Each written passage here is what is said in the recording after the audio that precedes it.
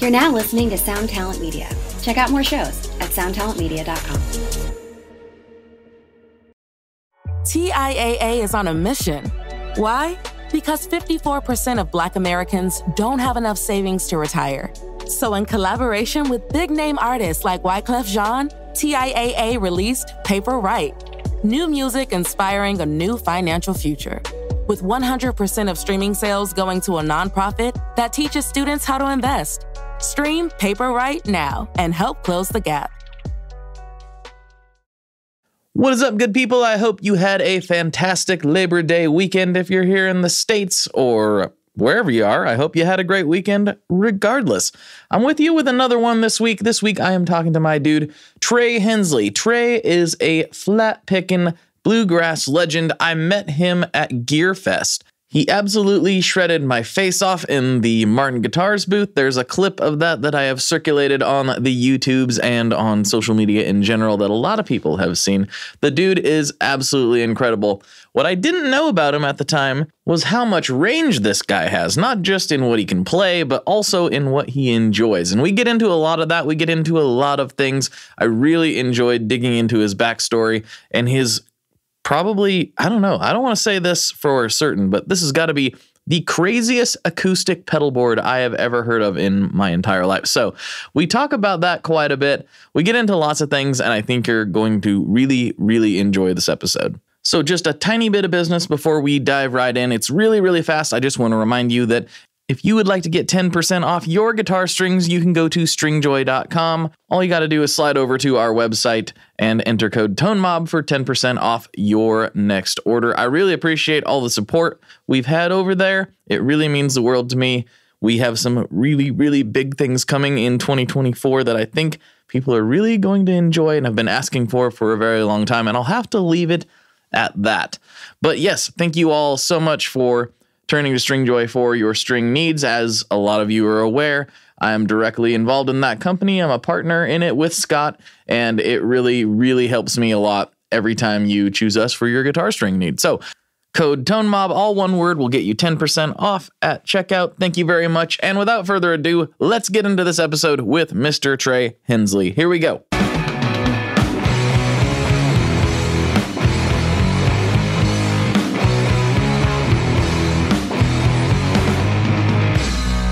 Hello, everyone. Welcome back to another episode of the Tone Mob Podcast, the show about guitar stuff, occasionally, sometimes. I'm your host, Blake Weiland, and with me today, I have Trey Hensley. What is going on, dude? Hey, man. How's it going? Pretty good. I forgot to warn you, and this makes for great podcasting. Sometimes the video might grain up or go in and out a little bit, but it's still recording both of us, each on our end. So don't worry about that. It should look and sound all groovy when we get done, even if the call gets a little weird. But perfect. Anyway, man. Sounds good.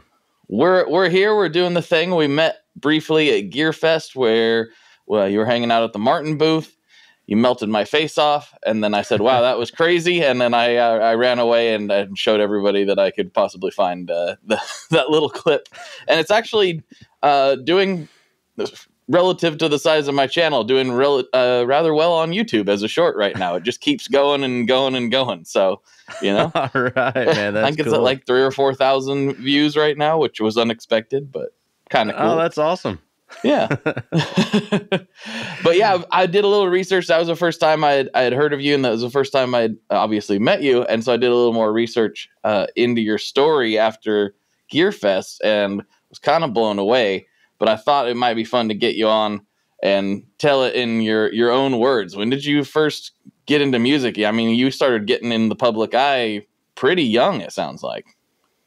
Yeah, I mean, I started playing when I was 10, and I didn't really grow up around music. My parents liked it, but nobody played.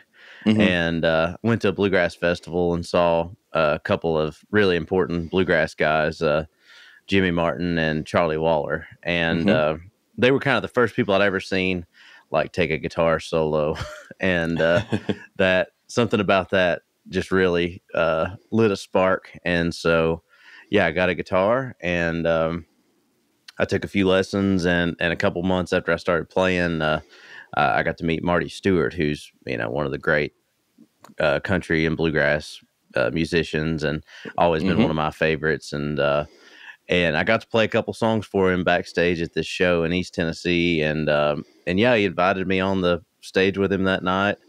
And then after the show, invited me to play the Opry a couple months after that. So wow, yeah, it kind of went pretty quick from taking lessons to getting to play on the Opry. It was just kind of a string of good luck and good fortune and meeting good people. Totally.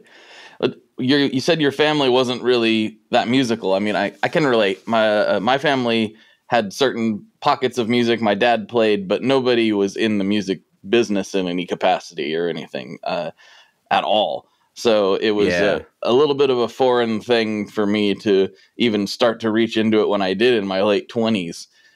What was your parents' reaction or your family's reaction like when you started taking it pretty seriously pretty quickly? It was well, my dad, he did play he played banjo when I was a kid. And but he just never, I don't think he ever really took it seriously or anything. Just one of those things. He learned to play a few songs, and that was what he wanted to do. And then whenever I started taking it really seriously, it was it kind of became almost a second job for them to drive me around, because I started gigging immediately. I think I took a lesson on a Monday, and I played a gig on Saturday. Oh, geez, that's so wild. It's been I've been at this since I started. It kind of went from 0 to 100. It was nothing huge other than I got, like I said, the Opry kind of kicked things off. But I mean, it was a lot of just I'm from East Tennessee, so every weekend my parents would have to drive me to North Carolina or Virginia or kind of everywhere playing shows. And they've always been very supportive. I've all of my family have been really supportive, and so I think everybody was on board pretty easily. I can imagine now, I've got a 7-year-old daughter, and I can imagine driving her around to all these places, and I'm sure it was probably tiring, and but I don't think they ever complained about it. And so it was great. I feel very fortunate to have been around the people that I've gotten to be around, as far as musically and family wise. It's been it's all been good. That's so cool. That's very, very cool. Yeah, so at what point, I mean, maybe it was always this way. I ask a lot of people the question of at what point did you know this is what you were going to do and you were going to be able to do it full time for a career? But most people don't start off the way you did. So maybe that was always there. Can you speak to that a little bit? It's almost like the first time I saw somebody play the guitar like that, that's when it hit me that this is what I was going to do.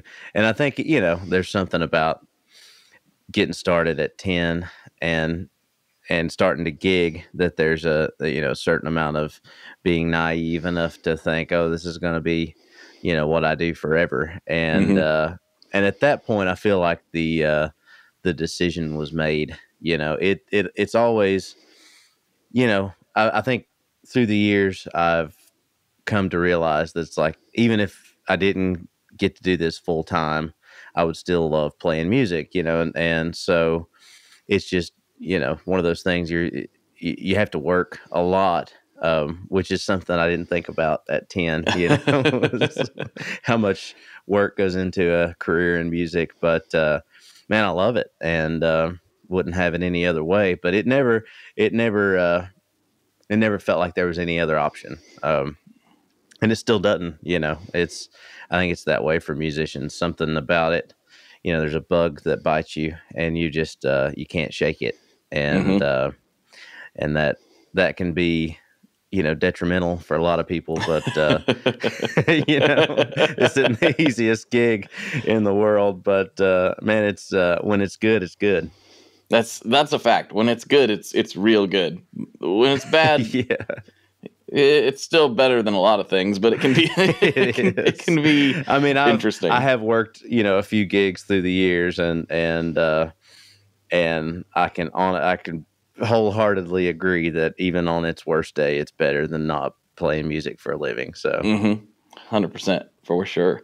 Yeah, you're right. There is something about it. I obviously went down a very different path, but there was something about music and the music industry and the gear world that just I couldn't stop thinking about it, even though I probably should have stopped thinking about it at some point. It was like going to bed and being like, I bet that flavor of Big Muff would probably be better on that track. If I should probably swap that, I should go swap. And it's like it's 3 a.m, go to bed. I can't stop thinking about it. I mean, it really gets in your bloodstream, and I mean, I've been bitten by the gear bug too. Obviously you can see around. Can see. Yeah. Acoustic guitar. Well, it's the same for you. It's you just. One guitar, it may be the same type of guitar, but it's going to sound different. So there's something cool about that. It's you can have 10 Les Pauls and they're all going to sound different, or you can have 10 D28s and they're all going to sound different. So it can be a never ending thing. I have in the past few years tried to, because there is something inspiring about, I think of Tony Rice, who's a great, bluegrass, probably the greatest bluegrass guitar player, and incredible. He played one guitar for the majority of his career, and it was Clarence White's D28, and so there's something inspiring about that. Just having, this is my Excalibur, and I'm gonna take it into battle, right? But I haven't been able to do that yet.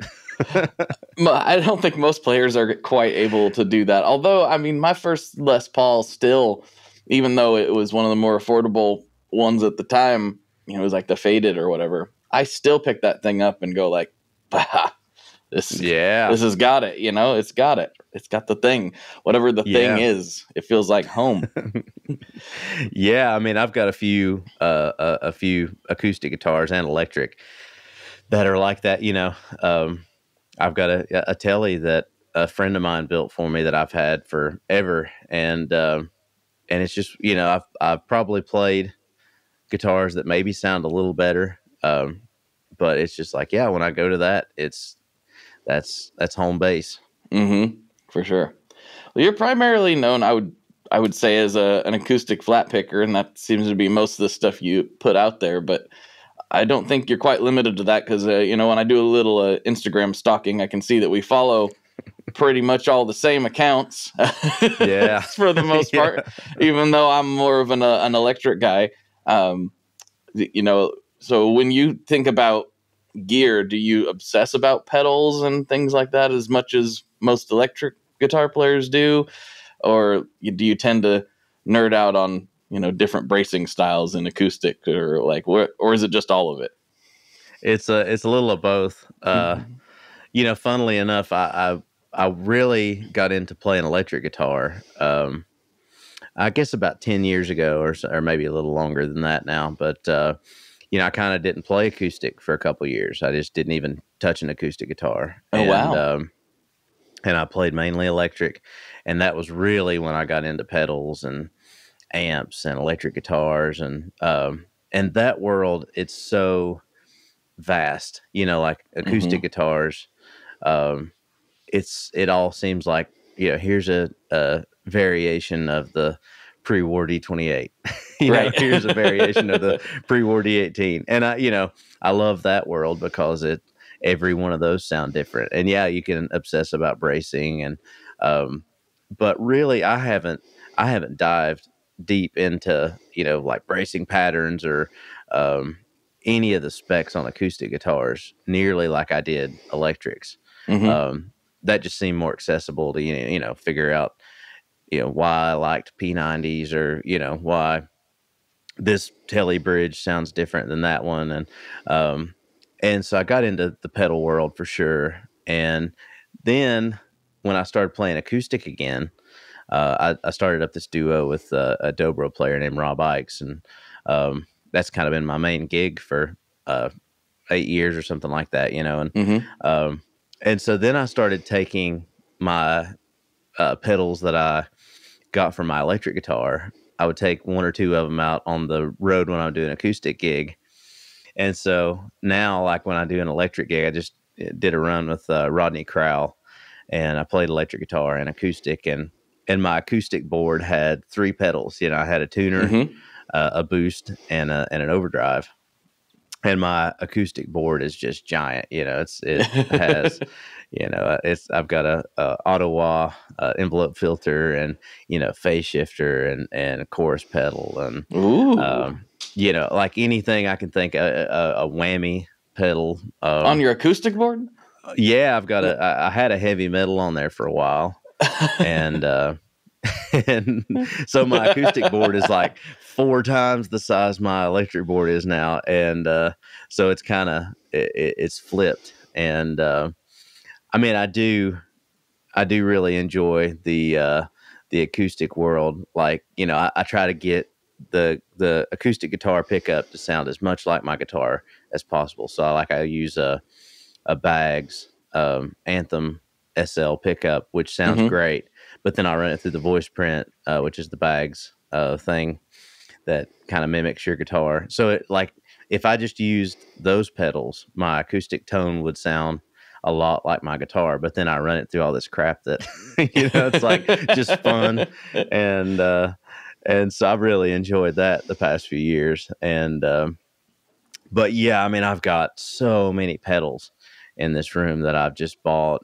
and you know, I'm into so many different types of music, and then I do a lot of sessions. You know, it's fun to have whatever I need for those sessions, which, you know, in all actuality, how much do you really need? But in my head, it sounds good. Well, it justifies it. We talk ourselves into it, right? Well, I could use that. Sometimes I need to, you know. That's right. Knows? Yeah, I need 4 fuzz pedals that I'm never going to use, you know. Just in case. That's right. Nothing that I play is going to justify having this, but one day I might get called for a, you know, Dinosaur Jr. gig. Anything could happen, man. Yeah, when you were talking about your acoustic board, I'm over here looking at some, the listeners probably are aware of this, but I got an incredible birthday present from a friend of mine. He surprised me with a 73 Gibson J160E. Oh, wow. And I had no idea it was coming. It was totally by surprise, but the thought process behind it was because I'm such an electric player, but I really need a good acoustic. I didn't have one prior to that. I didn't have a decent acoustic. I had my old acoustic that was my first guitar ever. It was a cheaper Ibanez that just, you know, it did the trick, but it wasn't anything that anybody's going to get super excited about. And he gifted me with this, and the thought process was like, well, it's got a P90 in it, so, you know, it's an it's an acoustic guitar for the primarily electric guitar player. And I didn't really realize that's what it was when I first plugged it in. I just thought, man, this thing sounds really great through the Silvertone Twin 12. And then I did a little more digging and like looked under the hood a little bit. Like, oh yeah, that's just because it's a big old fat P90. I guess that makes a lot of sense then, doesn't it?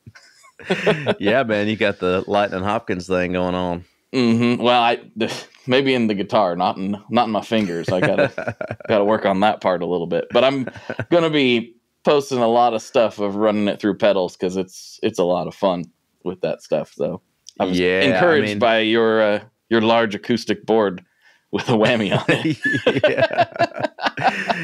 Yeah, it can be really fun.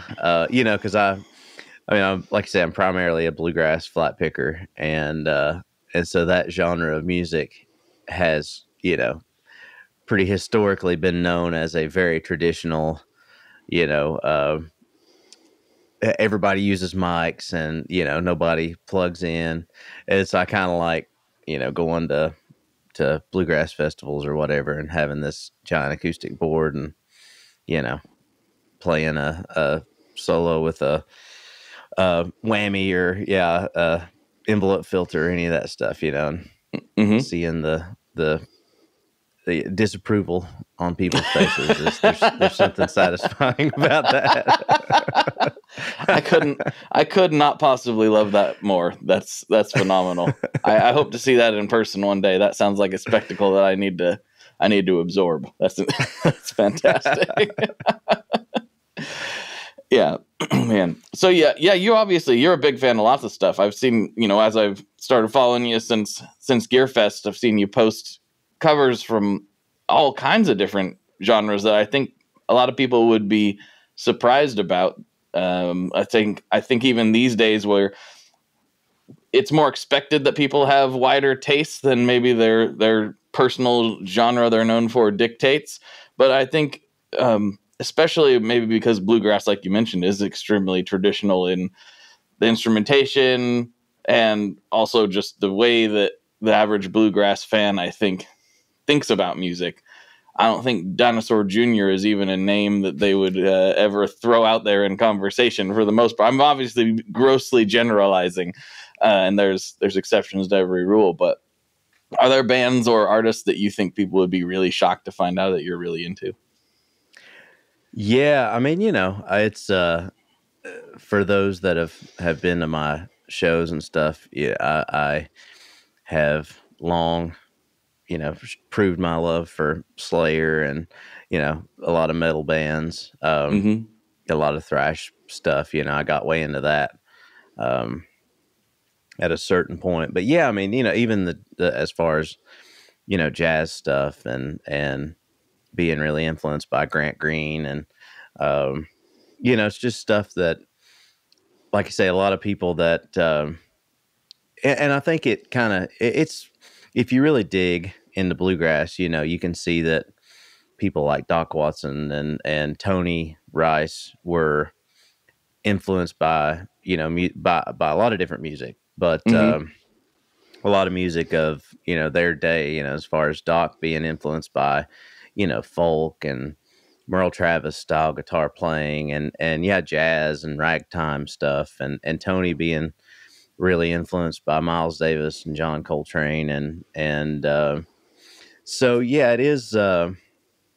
While bluegrass is kind of known as being this traditional thing, even back to its core, when you think of Bill Monroe, who started the genre, he was influenced by blues players and jazz horn players and so it's always, even though in most people's minds and a lot of the listeners' minds, it's this very traditional thing. It's always been about kind of pushing the boundaries and so yeah, I mean I'm influenced by, like I say, a lot of metal stuff, and when I was able to go out and start buying my own music, I would go to a record shop in East Tennessee and luckily enough, I had this guy that worked there that he would just save stuff back, and my parents, when I grew up, they were just specifically bluegrass and country. That's all they listened to. That's all that I grew up listening to.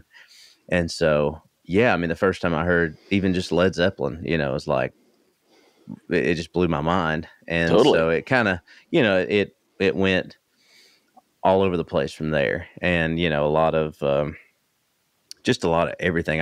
That's what I do, is just listen to music. It's kind of like being obsessed with gear. I've just always been obsessed with, in my spare time from playing music, I listen to music. So it's kind of a fun thing to just keep exploring stuff and find little bits and pieces from other musicians or other genres or, whatever that I can take and bring it into my own playing. Mm-hmm. Yeah. It's an interesting thing, right? When you start breaking out and venturing on your own. And my parents weren't as into bluegrass, but a little bit, but definitely country. And that was pretty much it. They maybe threw the Eagles in the rotation there. I do remember my parents giving me a Dire Straits record. So there was like a little bit of variety there. But when I started bringing in the early 2000s, like metalcore and stuff into the house, that was a question mark there for a moment.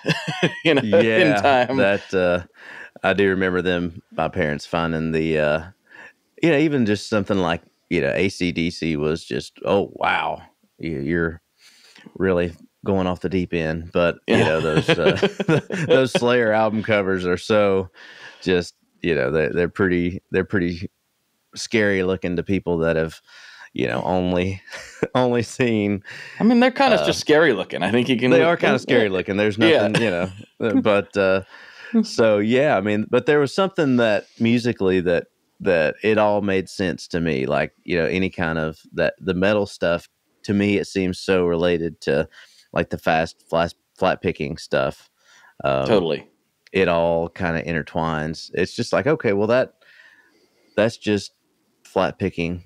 Or, I know there's more to it, but that's just kind of the same stuff that I play, but on electric guitar and through a loud amp. And that would be fun, so it's definitely fun. Yeah, it's definitely fun. Mm-hmm. Yeah, absolutely.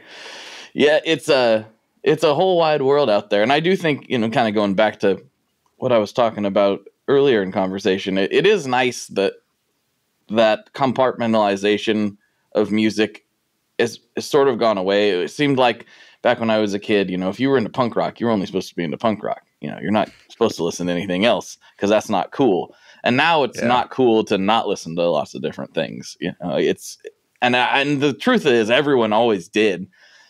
It just was not for whatever reason. There was these little cliques, at least in my area, where it's like, if you listen to this, you were this type of kid. If you listen to this, you were this type of kid, and you weren't supposed to cross pollinate too much. And I think the internet's helped abolish a lot of that.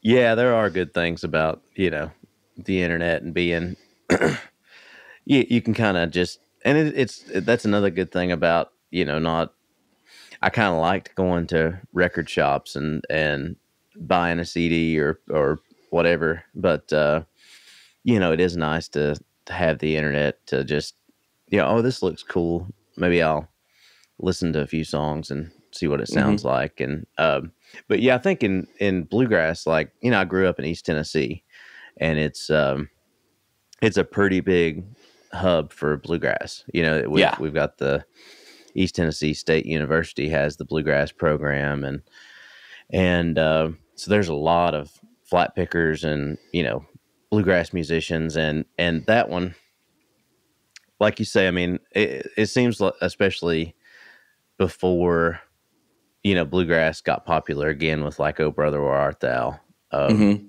It was almost like you wore it as a badge of honor that you only listen to bluegrass. And it's kind of like the punk rock scene. I do think there's similarities there where it's like, this is my camp. I will die defending my camp. Yeah. But now it's, I think when everything exploded with, even bluegrass has always had these cycles of it was popular with Alison Krauss and then Oh Brother, and like I say now Billy Strings is kind of opening a lot of doors and stuff, so it's popular again. And but yeah, it's cool to listen to everything.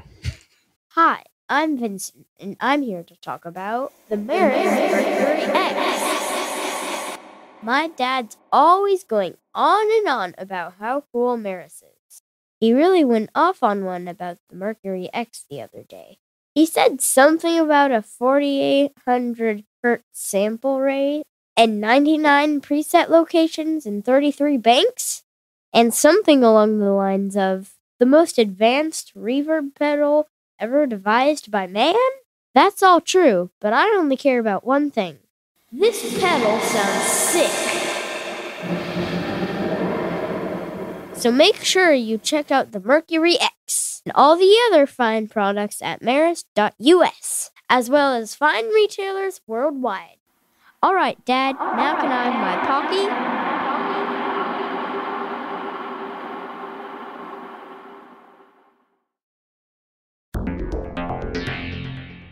How exactly do artists get their music on Spotify, Apple Music, Deezer, Tidal, all these services? How in the world do you get your music there?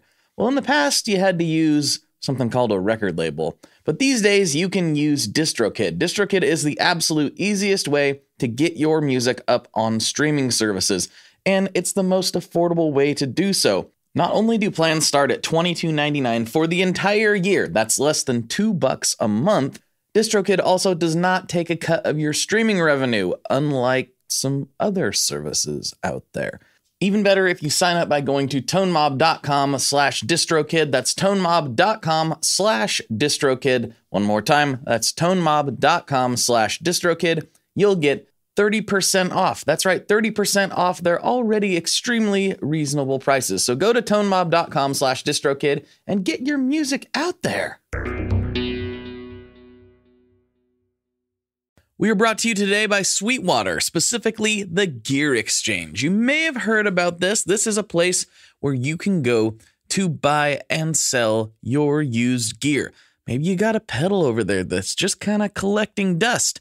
Maybe there's something you've been eyeing from the Sweetwater catalog. Well, right now is a great time to turn that unused gear into something you're actually going to use. Even better, if you sell on the Gear Exchange, you can keep 100% of the sale as long as you choose a Sweetwater gift card as your payout method. That is not too shabby because, let's be honest, most of this buying and selling we do is just to fund new gear purchases, and that is a great way to reach a wide variety of customers and keep 100% in your pocket, or rather on your pedal board. So go check out the Sweetwater Gear Exchange and turn that unused gear into something that's actually going to help you write that next huge riff. Absolutely. Yeah, Billy's an interesting example of how everything's just wide open now, right? Because, he's skateboarding and, doing all this stuff. And in fact, the other day he posted he was listening to this band, Cryptopsy. Which is a great, super heavy metal band. And it was just a weird thing because I immediately had to tag Matt, the singer of that band, in it because I'd just done his podcast I don't know, a couple weeks ago or a month ago or whatever. And I'm like, this is a wild collision of things. And Billy Strings, I don't know if you saw that prison guitar that he had, or if you know anything about that. Yeah. So I got to check that out and not really play it because it wasn't completed, but the builder that did that scale model in Nashville, I went and did a podcast. So I this weird, 6 degrees of separation with Billy. That's always kind of funny and weird, but but you mentioned him because he's really, I don't know what it is exactly. I mean, other than he's an incredible musician, that he's really somehow kicked the doors down to mainstream for what was otherwise a little bit of a nichier type of music. It's kind of interesting. Yeah, it's a cool thing, anything that makes bluegrass cool is good. And obviously Billy's great, and so yeah, I mean, it's like I say, it's gone through cycles before where things are very popular, but I think to a lot of people bluegrass has always been kind of cool, and I mean Billy's a good example of that. He's he and I are about the same age, and we've probably been picking the same amount of time, and it's I've having played guitar before the "Oh Brother, Where Art Thou" boom, when it was definitely not cool at all. It kind of made me a little mad when I would go to school and people would be into bluegrass now because it was like, hey, you just made fun of me last week for liking Flat and Scruggs. What changed? But yeah, you kind of get over that, and it's just, you're just glad that people know about it. I mean, what's good for bluegrass is good for all of us that play it. Mm-hmm. I think that's a good way to look at it, and I wish the hardcore scene adopted a little more of that attitude because they're all still mad about Turnstile and Knocked Loose blowing up here recently, and I'm like, come on, guys, we've been waiting for this for a long time. Yeah, I love Turnstile, and it's a good thing, man. It's like, yeah, anything that brings these genres more light. Even I got into Deaf Heaven a couple years ago, and I really love them, but a lot of metal snobs don't, and it's like, why? They're great, it's awesome. Great stuff. It's killer, and you just got to listen to it with your ears without this preconceived notion of this is gonna make my genre popular. Why? But it's a good thing. I mean, it's probably speaking to that same sort of feeling that you had, in the old brother days when all of a sudden it became cool. Now you feel like your thing is being co-opted, and I can understand that feeling. I've felt that before too with certain things. It's like, hey, wait, no, this was my thing, and me and my circle, and you guys can't have it. But Yeah, exactly. The reality is, as you get older and you realize it is definitely a rising tide raises all ships scenario, because the more people are paying attention, the better it is. The better it is for everybody, because you get too nichey, it becomes very difficult to be sustainable. Yes, it's the gigs are few and far between when nobody knows what in the hell you're playing. Yeah, man, for sure. So how's it been?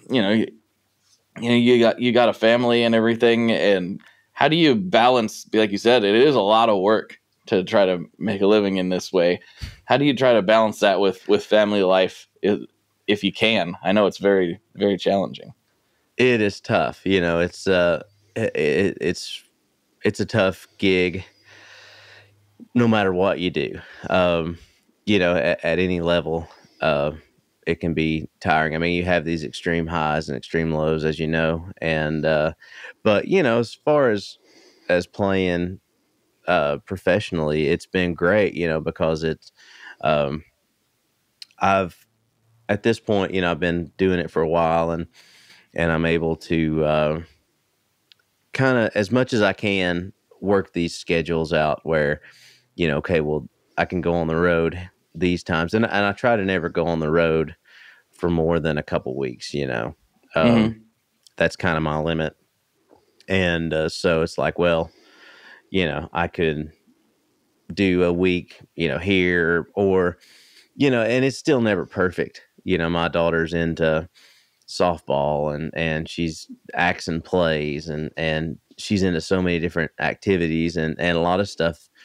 I'm at as much stuff as I can possibly be at, but there's still been a few times where it's like, well, I missed a game, or so that part of it sucks. It's definitely tough, but I think you just try to keep a good, as much as I can, a good head on my shoulders, and just I'm out on the road to do my job, and everybody's on the same page with that. My wife has been very supportive, and my daughter loves music and loves what I do, and she thinks it's cool. So that'll change one day, nice. I'm sure. Maybe I can see it coming. There's some level of, I feel like maybe this is me being hopeful and maybe slightly naive. There's some level of like, hey, Dad's on stage and other people are paying attention. Whether you like love the music or it's your thing or not, there's some level of like, not all dads have that going on. That's kind of cool. I would think, I would hope, maybe not. Maybe your kids never think it's cool after a certain point. I think at a certain point, everybody's parents are uncool for a little while. I am not. I have the feeling I'm not going to be the first dad that's always cool. Yeah. I can feel a change in the air. No. But no, she does. She likes getting up and singing a couple songs on stage, and so that part of it's kind of cool, and it's funny to have another person that you're responsible for, that like I can kind of catch myself like trying to, I just, not that I'm making her listen to anything, but it's like I want to kind of lead her into directions of this cool music, and it's I have to remember that I don't necessarily like everything that my parents like, and I found my own music, and even though she's still really young, she likes what she likes to listen to, and so that's cool. But she does like music, and she's got a little guitar, and she plays a little some keyboard, and so that part of it's like I say, it's really great, and I feel like the music, it's my gig, and any job that you have, you're going to have to balance your family time, and I think this job just takes a little more thinking about it and being aware of the fact that it takes more work, to make it work. So, yeah, it's a never ending thing. You can talk to anybody, I'm sure, that has a family, and we're all dealing with the same thing. Yeah. Just on different scales. Yeah, it is. It's interesting too, right? Because it's one of those things where so many people, and it's not really any different for you or anybody else, but like so many people, this is also what they love. So it's real easy to overwork when what you love to do is also your job. And Yes. It's not necessarily overwork from, and it can be at times, but it's not necessarily overwork from, I'm working too much, I need a break. It's more like I'm spending too much time on this and not enough time on other things that need my attention as well. And it's a unique balancing act that one has to strike when what you love to do is also your job. It's the kind of like unspoken thing. You always hear if you love what you do, you'll never work a day in your life. And that's not really 100% true. I appreciate the sentiment, but it is, and this is not meant as a complaint or anything, because it's really fortunate to be in this position. But it's a challenge that I don't think a lot of people expect once they do get to that point where what they love is also their full-time gig.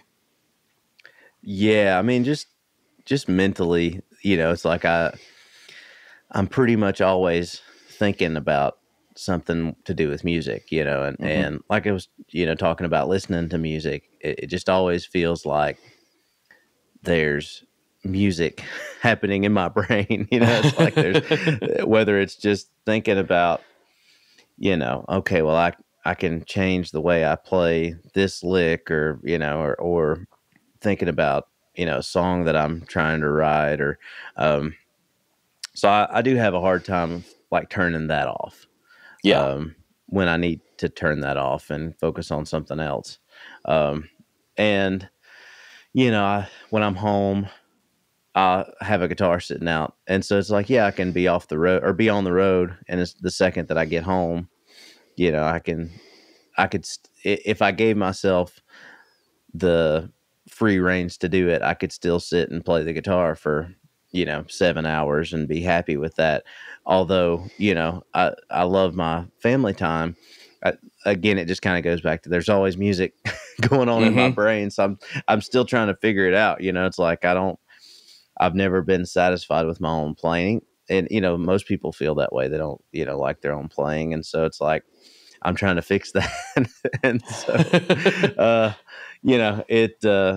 I have to just remind myself to, let it go. And it's, it's, people talk about leaving work at the door on most every job that you can think of. So it's no different for us, but it is a little weird being in the I guess the arts, trying to create stuff, because it can take over your brain, and you just obsess about it in the same way that you obsess about gear or anything else, 100%. Yeah. I wonder if you have the same thing, and I'm assuming so, but I'll let you tell me that I do. Whereas I used to be able to, before I was playing and before I was writing, I'd be able to sit there and just like listen to a song and just listen to the song and not really think about how it was structured or what they used on it, or wow, I wonder why they chose to use that style of reverb on there. I don't know. Like, I used to be able to just kind of sit there and absorb a song as a song, and I can still do that from time to time. And it's weird that it's something I have to work on. Like, being more passive is something I have to work on. But even when I'm going through the grocery store and I'm like, oh, that's a cool riff. Oh, they structured that like that. That's interesting. That I'm always like listening, but also analyzing it. And I think by doing that, it removes some of the excitement out of it a little bit when you're constantly, for me anyway, when I'm constantly thinking about the way it was created and structured instead of just enjoying the finished product. It's a little bit annoying to me. And I'm sure it's more annoying to my wife when I'm like, did you hear that? Was that a Telecaster on that? I don't know. Do you do that too? Yes. I used to not. I remember when I first started working with Rob Ikes, and we were driving, and he was talking about, it was some bluegrass record, and he was just talking about, I don't like the sound of that record, or the just talking about different parts of the record that, like, oh, I never even paid attention to that stuff. I just, if I like the music, then I can get over whatever. And then I think when I started working more in the studio, that was when it really started clicking to where, you just overanalyze everything to the point of, especially I find it difficult when it's like really poppy music that maybe I'm not into, like especially if it's music that I don't like, I can really be overcritical about it, and so that's one of those things where it's like, okay, maybe I shouldn't complain about every single song, that comes on the radio, but it's I think that's the curse of being a musician is, this is a totally different thing, but, I remember reading an interview with David Gilmour who was talking about, he would never get the excitement that most people get when they listen to Dark Side of the Moon for the first time, because he just hears all the mistakes and stuff. And, on a lesser level, because I'm not the one creating it, but I can really be overcritical about stuff and take the fun out of it for myself and everyone around me.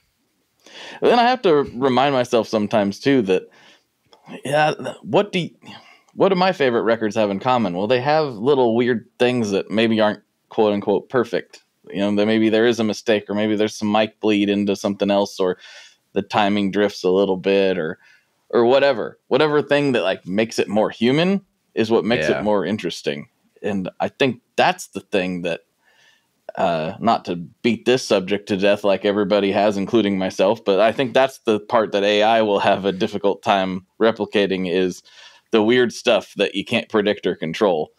And that human element's always going to be interesting to other humans. And that's pretty much who listens to music. So I mean, there's something I think that's so organic about, bluegrass, or, the metal scene, or the hardcore scene. There's everybody, it's made by people, and you do hear, and especially like low budget albums or whatever, you hear people in a room together, and making music. And there's a great Merle Haggard quote where he was asked about why modern country music is so bad, and his response was that, when you would listen to an Elvis record, you could hear him breathe, and you knew it was a person, and they've just taken all humanity out of a lot of records. And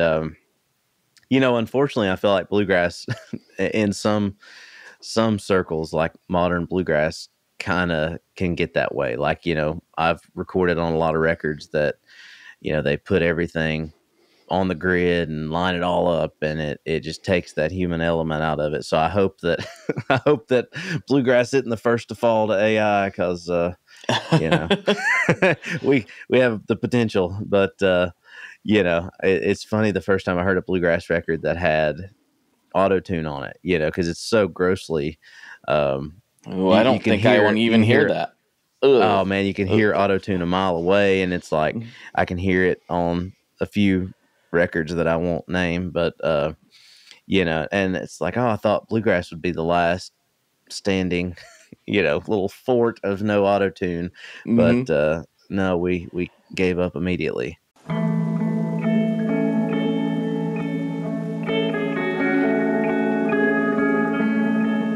Hello there. I'd like to introduce you to your new best friend, the Chase Bliss Audio Lossy. Lossy is a collaboration between Chase Bliss and Goodhertz. And it's meant to give you some control over those weird digital artifacts that come with very compressed audio. You're hearing it right now. all the changes that are taking place are strictly coming from my playing dynamics. I'm just interacting with the pedal and letting it do its thing. In some true stereo goodness. If you'd like some more details about Lossy, I'd invite you to head over to chaseblitzaudio.com. I think you're going to like what you find. So hopefully AI doesn't get to them. Oh man, you can tell me what those are off the. I'm actually I'm like morbidly curious now. I'm not even necessarily an anti-auto tune guy. Like I kind of I'm a fan of Post Malone, so I'm not anti-auto tune, but I feel like it has its time and place, and I don't personally feel that time and place is in anything really country or bluegrass, even though it's pervasive in modern quote unquote country these days. So yeah, I mean, I enjoy it. Like I'm a big Post Malone fan, and I enjoy even listening back in the day to T-Pain and Lil Wayne. It's like when it's used musically, it's an effect, kind of cool. It's like it's exactly it's like using an effect on an instrument, and it that part of it's cool. I think where it gets insidious is where like you're fixing every vocal whether it needs it or not, just because I know that with bluegrass that happens pretty often, where it's just like you got these people that can actually sing, because you have to be able to get gigs most of the time. You would hope, and they'll just run auto-tune. It's like, man, it doesn't need it. Just there's something cool about listening to, Bill Monroe records or Flatt and Scruggs. And that was kind of the big thing, was that Lester Flatt on those Flatt and Scruggs records was always just a hair flat. He sang naturally flat. And I would never want to hear that auto-tune, because it's like that. There's something, you're just taking the humanity out of it. And that's what, not to beat that dead horse in the ground, but that's why we listen to music, or that's why we're inspired to play music. I mean, you look no further than Willie Nelson. Like, he's one of the biggest, most iconic musicians of all time, and watch him live, even back when he was younger. He's all over the place, but it's still fun and it's still interesting, and that's why I didn't understand it when I was a kid. I'd hear people say it's hard to sing with Willie Nelson. And I'd listen to the records and I'd say, what do you mean? It's fine. Yeah. It's easy. It's not any different. What are you talking about? And then you watch him live, pretty much everyone, he's just always just a little behind the beat. But I think that's great, cool. I love it. It's great. I think, if he wanted to fix it, he probably could. Obviously, he doesn't see the need. Yeah. I mean, it's, I was just talking to somebody about, the record with Willie and Merle doing Poncho and Lefty, and one of my favorites. And I always thought that was Willie playing the guitar part that's twinned, and I've heard different stories from people that were there and from people that would possibly know, but it just seems to me like the way Willie plays is so spontaneous, and it's a little, he might be ahead of the beat or a little behind even, sometimes, but most of the time ahead. But there's something so cool about that. It's you immediately know as soon as you hear Willie Nelson play the guitar or sing that's who that is. There's no mistaking it. And so, I mean, that's a cool thing. Yeah. I just got to see him recently, which I saw him when he was a spry young 78-year-old. And seeing him at 90 was interesting, but it was unreal. It was like, that's still Willie Nelson, and he still sounds like Willie Nelson. I mean, I think he was a little more on at 78 than he was at 90, but man, the fact that he was even up there playing an hour-long set at all, let alone doing what I thought was a good job, was mind-blowing to me. I don't think I'm going to be able to do that at 90. I don't think I'm going to be able to do that at 78. I don't even know if I can do it at 35, to be perfectly honest. Yeah, I did hear him, just video clips from the 90th birthday celebration, and there's just a crowd shot of him doing Stardust. Mm-hmm. And it's amazing. Like it sounds so great. And he's got Booker T playing the keys, and it's a great band, and it's unbelievable. It's like, man, I don't know, how can you be 90 and just still sound that good, so that, there's he's an inspiring guy for sure. Yeah. I got not ashamed to admit, I got a little bit misty, not because of anything that was said or done. I was just like, this is Willie Nelson at 90 years old. I was like, this is wild that this is even happening. And that's crazy. I got to see Merle. I got to see Willie. I always wanted to see Waylon, but I was just barely starting to go to concerts when he passed.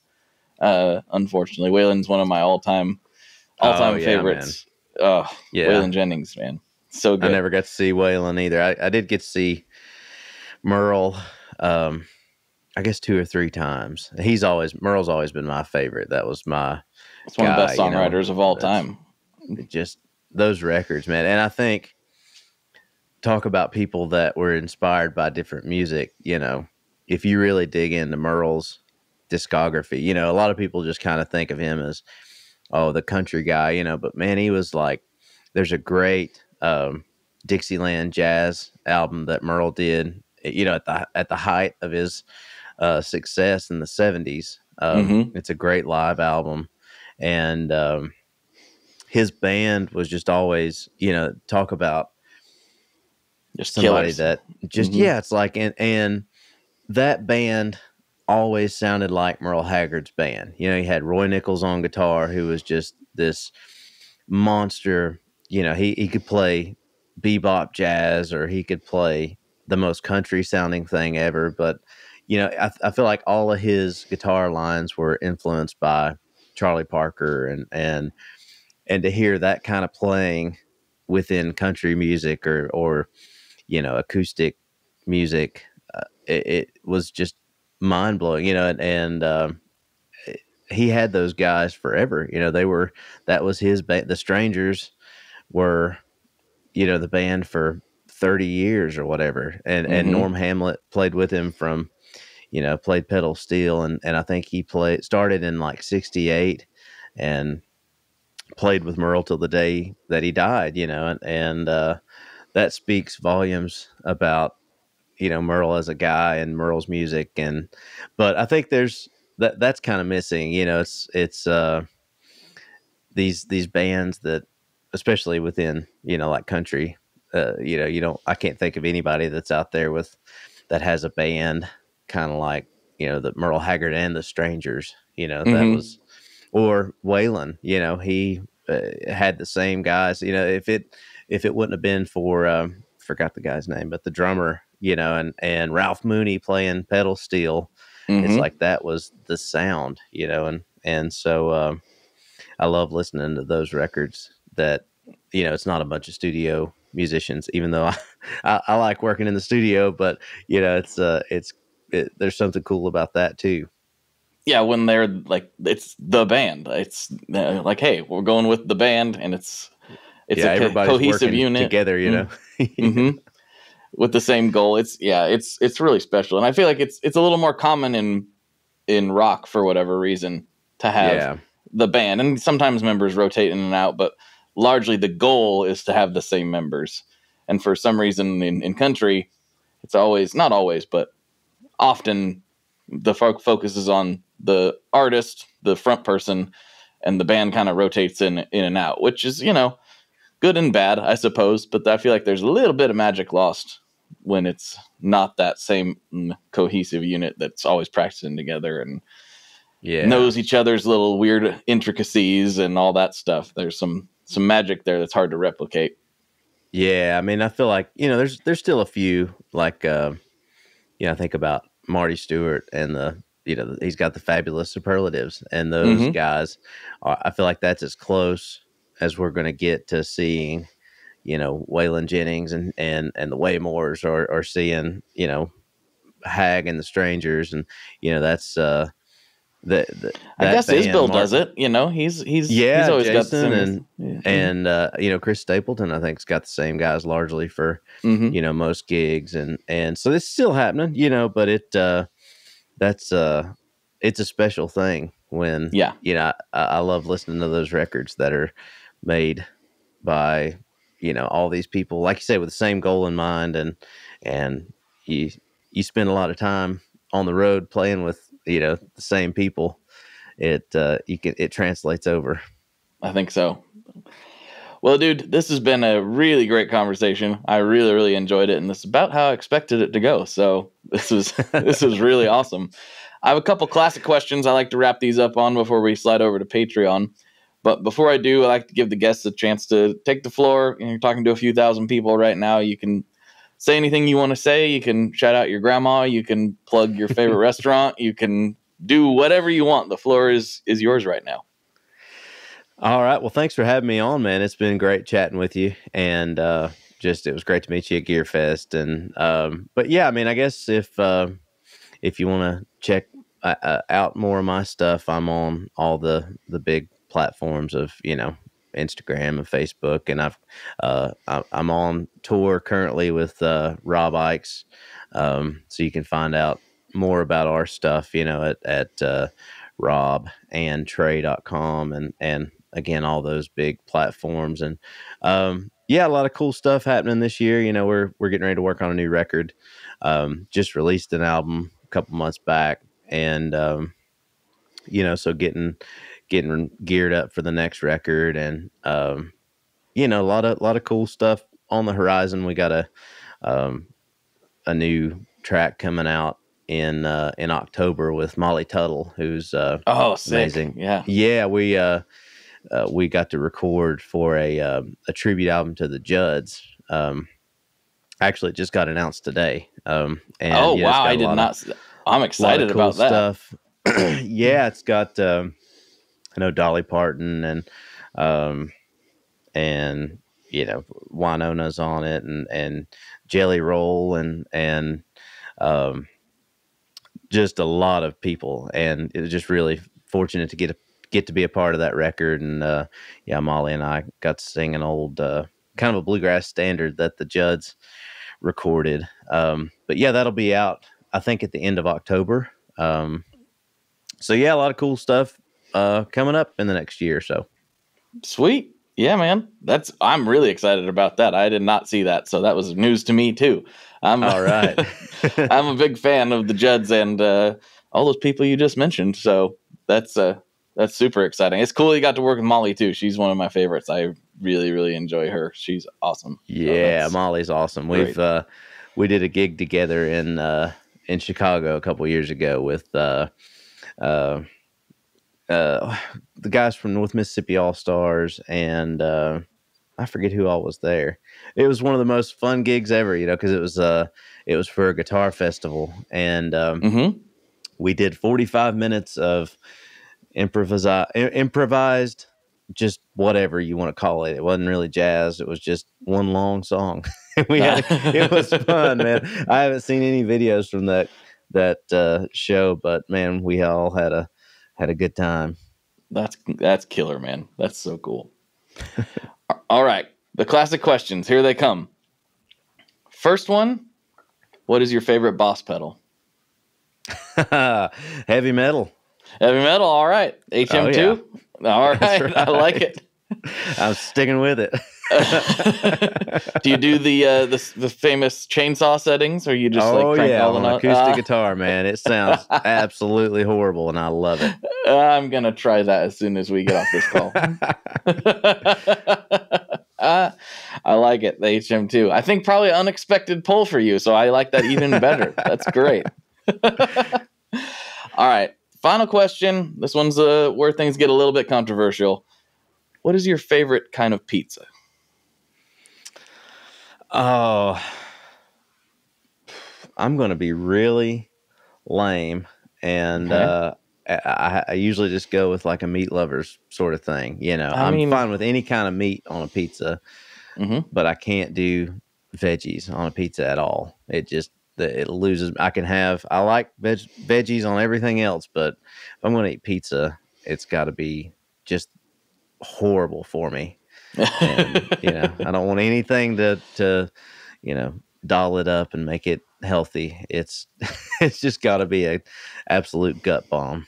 I like it. Do you have a favorite style or pizzeria or, thin crust, thick crust, Detroit? Like, what's your thing? Oh, I like any of it, man. I would, if I have to pick, I've had some thick crust that has been great, but I'm probably more, New York kind of thin crust sort of thing. That'd probably be my favorite. I like it. Yeah. Same here.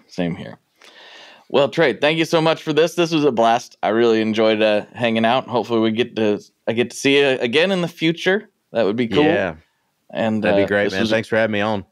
Absolutely. This is a great episode. I'm excited to get it out there. Thank you very much. Yeah, thank you. Of course. All right, everybody. For Trey, this is Blake. And as always, folks, good luck and good tones. All right, folks, I hope you enjoyed that episode. And if you did, guess what? We've got more over on Patreon, where for $5 a month, you can get extra episodes beamed right to your ears, and it helps me out tremendously. So thank you to everyone who's done that. I really, really appreciate it. I hope you enjoy these conversations. I certainly enjoy bringing them to you, and I'm going to keep bringing them to you. In fact, I'm now 2 weeks in a row where I've had time to publish video versions of the podcast. So if you want to watch me have these conversations, you can go back to the Tone Mob YouTube channel and check them out there. I published my episode with the Rev Amp dudes and with Ariel Posen over the last 2 weeks. So if you want to see us have these conversations, please feel free to slide over there, give it a subscribe. All that stuff really helps as well. So thank you all for your time. Check out Trey. Check out me. I'll talk to you on the internet very soon. Thanks, folks. Bye-bye. One last thing before we totally sign off here. I just want to remind you that if you do any shopping at Stringjoy, that's Stringjoy guitar strings made in Nashville, that will help me out as well. As I've said for years, I'm heavily involved in that company, and I really do think they're making the best products on the market.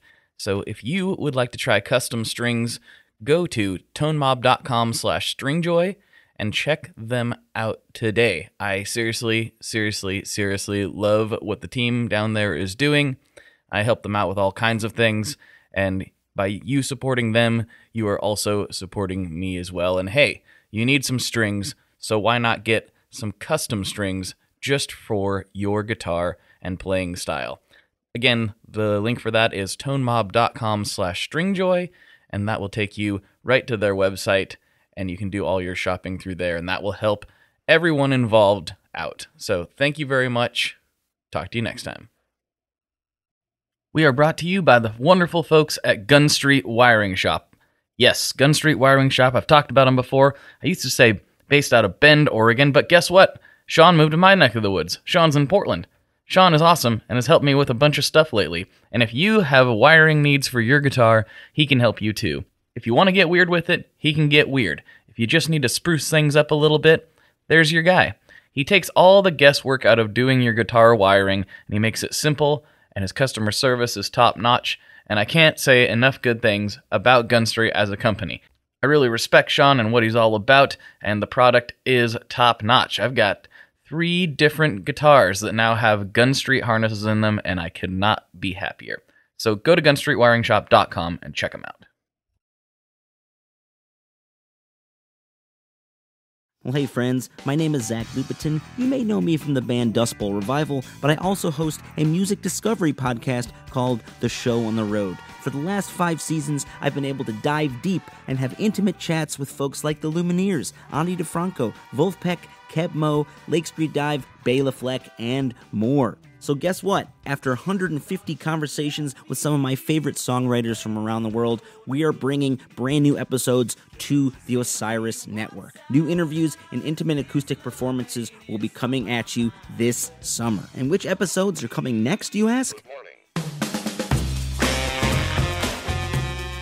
I am Zach Goody, the lead singer for the band Smash Mouth. Our band is called Milky Chance. We are based in Berlin. My name is David Shaw. I sing and write songs with my band, The Revivalists. Trust me, these conversations go some wild places. So subscribe to The Show on the Road on Osiris, and we'll see you soon.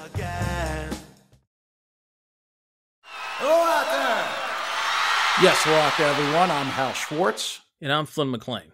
Together we host None But the Brave, a podcast dedicated to the music and career of Bruce Springsteen. Bruce and E Street Band are on tour right now for the first time in 6 years, and we're taking a detailed look at what's happening on stage in our bi-weekly episodes. We've also been recently joined by some very exciting guests, including rock journalist Warren Zanes and Stephen Hayden, Backstreet's Magazine founder Charles Cross, and Barstool's Kirk Minahan. If you're a diehard Springsteen fan, this is the show for you. So please subscribe to None But the Brave on your favorite podcasting platform, and we hope to see you further on up the road. Thank you so much. We'll be seeing you.